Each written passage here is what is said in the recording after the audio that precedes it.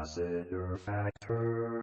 What's up, all my movie loving maniacs? This is your boy Bankful B of the Lassiter Factor, and I am back with a TV review for Forever, which was released on Netflix back in May. So let's review. Forever is based on a novel by Judy Blum in which we follow two teenagers that see each other for the first time since they were kids, that get reacquainted with each other and start a romantic relationship with each other them throughout all the trials and tribulations of the relationship during their junior and senior year of high school. From this relationship, we see self growth between the two of them.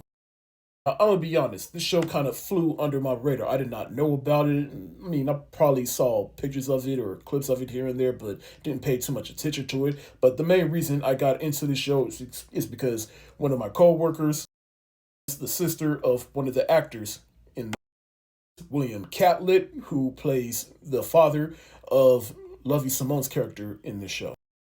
Of course, I've seen him in other things, most memorably in Abigail from last year. His sister asked me, like, hey, have you heard about this show? I'm like, no, I haven't. And she was telling me how good it is and how he's on it. I'm like, all right, you know what? I'll check it out. I watched it, and this is probably my second favorite show of the year so far. Honestly, I really like the show. Now, I'll admit, I was a little apprehensive about it at first, only because, like, look, I'm in a point in my life where I am just over teenage drama. I don't feel like watching teenage drama in a show, but somehow this show kind of rose above that because to me, it was the perfect love drama for Gen Z. It was the perfect love story for this current generation.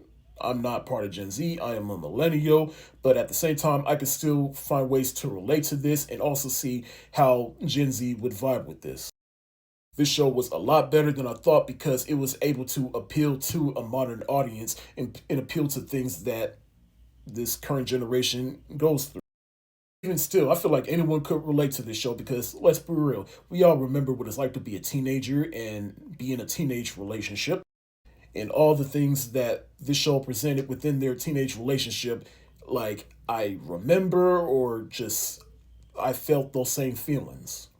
I remember what it's like to be young and dumb, and also remember what it's also like to be young and in love. But the show also just doesn't focus on that. It also focuses on both of them individually and also focuses on some issues that are unfortunately present within culture or within teenagers today. Like, and I mean that specifically with Lovey Simone's character who plays Keisha, in which her thing is she has a sex tape out there, and that is a very real thing that some women go through. But we get to see how that affects her, her family, and her relationship, and how she has to carry that with her. Cooper Jr., who plays Justin within the show. I like how basically he's part. I like how this show presents successful black families. Like, not all black families are poor or whatever, and I just like how they illustrated that here, but also illustrate how even successful or black families that are well off even have their issues, and how we see how the black parents, they put so much pressure on their kids to be better. We really see that in both of these relationships and their family.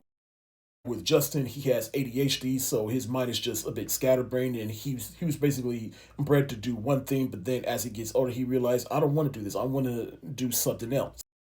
Also like the timeline of the show because this does take place between 2017 and 2019, and even though those 3 years don't seem too long ago, it is starting to feel a bit nostalgic, and even right down to the music. It's like there are certain songs within the show that I heard, I'm like, oh, I remember when this song came out, I remember when that song came out. It took me back to that time period. Speaking of the music on the show, thank you to the show for getting me hip to Snow Allegra's rendition of Do for Love by Bobby Caldwell.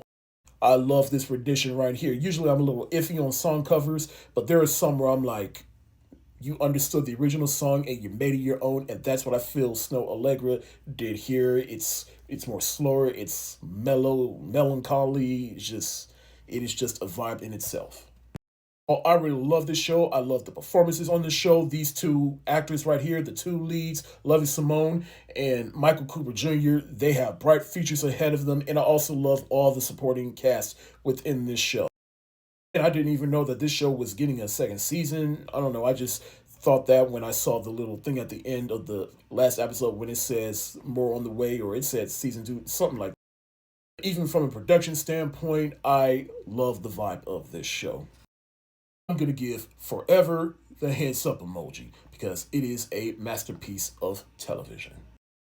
That's it for today. Have you seen Forever? If so, let me know what you think in the comment section below. This is your boy Bangful B of the Lassiter Factor. Stay safe, wash your hands, peace.